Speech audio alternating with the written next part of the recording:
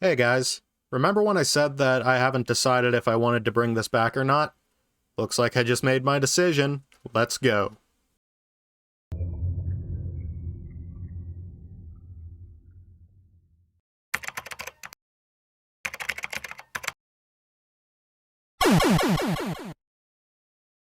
Welcome to Season 2 of Internet Annoyances, motherfuckers.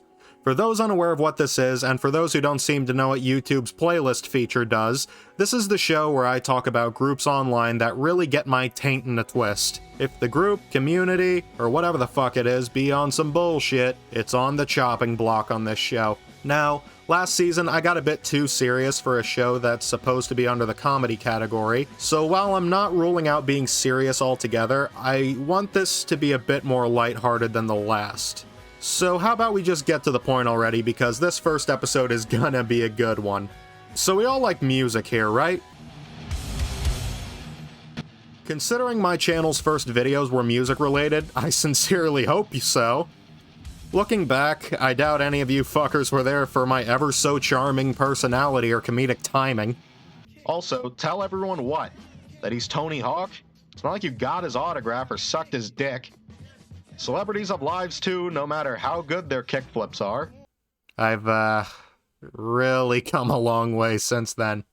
Anyway, I don't think that it's too hard to come to the conclusion that your old pal Mike is quite a metal fan.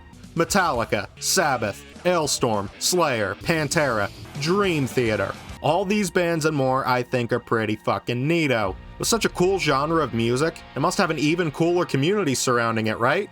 Well, if by cool you mean the most insufferable pretentious retards that you could ever have the displeasure of interacting with, then yeah, they're about as cool as dry ice in January. So what are Metal Elitists all about anyway? Well, strap in, because this ride is about to swerve like crazy.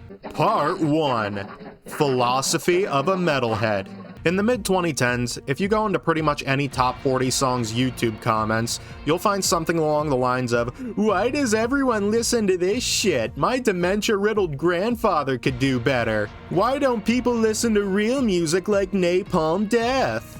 With absolutely zero sense of irony. For the younger metal fans, it really ties into the whole thing where dumbasses constantly posted shit like, "Oh, I'm only 15 and I think Metallica is the fucking best. I was born in the wrong generation." As if the cool kids in the 80s always blasted Harvester of Sorrow instead of Girls Just Want to Have Fun.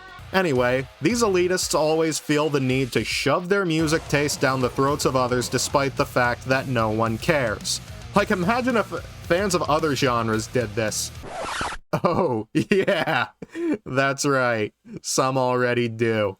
And they think that it makes them special for some reason.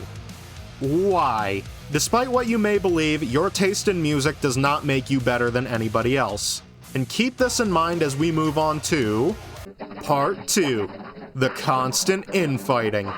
There's no one on this earth that metal fans hate more than other metal fans. The main reason for this is the distinction between different subgenres. Now, if you don't know what a subgenre is, fucking somehow, I'll give you a quick explanation. So you know how not all types of rock sound the same? That's because different bands and songs can be classified into different subgenres. For example, if the guitars are tuned way down low and the singer sounds like he's on the verge of a heroin overdose, chances are you're listening to a grunge band like Nirvana or Alice in Chains. If they're banging out basic chords and it sounds like a demo instead of a finished song, you could be listening to garage rock like Weezer or the Black Keys. If the basic chords are being played faster and the singer sounds like he's trying to do an impression of Squidward giving a blowjob, that would be a pop-punk band like Blink-182. You get it now? Okay. So fans of certain subgenres think that other subgenres of metal are for pussies. I don't think it's as prominent as it was a few years ago, but look hard enough and you'll find a Lorna Shore fan calling a Dragonforce fan a fag because he doesn't like speed metal, while that Dragonforce fan calls a Cannibal Corpse fan a window-licking troglodyte because all of CC's music is just growling and choking. Metal communities go through these dumb dick measuring contests way too often, and it really sours the experience for anybody who is just trying to express how funny and cool they think Ailstorm is. Part 3. The Boomers of Loudwire. Say you want to get news updates for your favorite rock and metal bands. You go on any social media, follow Loudwire, and click on the comments section. If you think there's going to be that much productive discussion, then oh buddy, you really haven't been paying attention to this video. The comment sections for Loudwire is packed to the brim with these salty old people who can't seem to accept that their best years are behind them and the music industry panders to a different audience anymore. I'm going to dip my toes into the cesspool and show you this cancer for your amusement. So this first guy seems to believe that Ghost are paying Loudwire to promote them, as if their song Mary on a Cross didn't just land on the Hot 100 because the TikTok kids are playing the shit out of it. And also, just ask Baby Metal? You mean the band that was insanely successful, playing alongside acts like Rob Zombie until they stopped on their own terms? I'm sure if you asked them how things worked out for them, they'd respond with, Kanari yoi, orokana gaikoku hito. This next guy doesn't seem to understand how top lists work. Let me let you guys in on a little secret. The placement does not matter. 9 times out of 10, they just throw all the list items in a pretty much random order with the following thought process. If they agree with it, then hey, free advertising from them sharing around the link on Twitter. If they hate the list, then it's still free advertising, because when they quote retweet the article to bitch about how people need to be incarcerated for having slightly different tastes in music, we still get that free advertising. It's a win-win situation for us. My point is that when you spew retarded shit like this, you're doing exactly what the list maker wanted you to do. The more you know, I guess. So I guess Nickelback are making heavier music, and this person doesn't like that. This kind of shit happens whenever any band under the sun says they want to experiment with metal in any way. You get these elitist cocksuckers who feel the need to gatekeep. At least this time, it's not a done-to-death Nickelback joke. Yeah, because that was so funny the first 1,200 times. Here's an experiment for you. Go to Twitter's search bar and type in Loudwire Satan or Loudwire Church. This right here is a surefire way to look at all of the little edgy boys and girls coming out of the woodwork to piss off the religious people that they think care about what they have to say. Oh, you're a Satanist? Damn, if only someone asked. Look at how rebellious you are.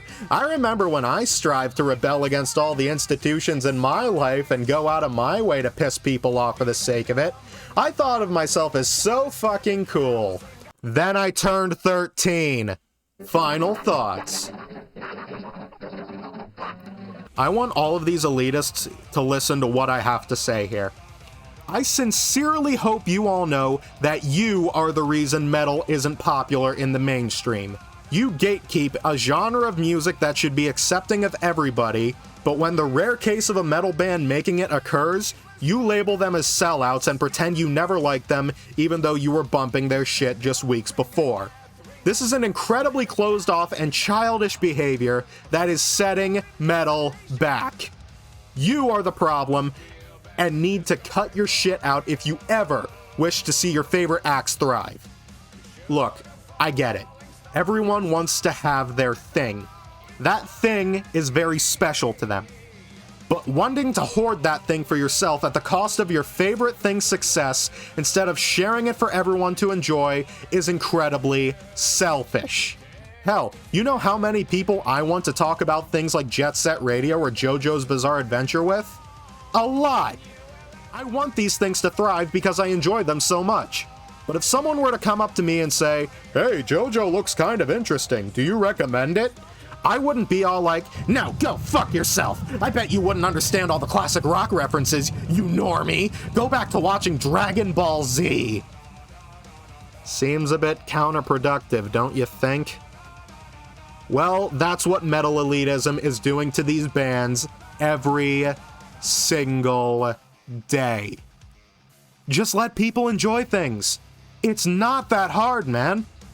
Or, you know, bitch in the replies of Loudwire's Twitter posts about how Metallica is full of money-grubbing sellouts and you aren't a real metal fan if you like Metallica, like the internet annoyance you are.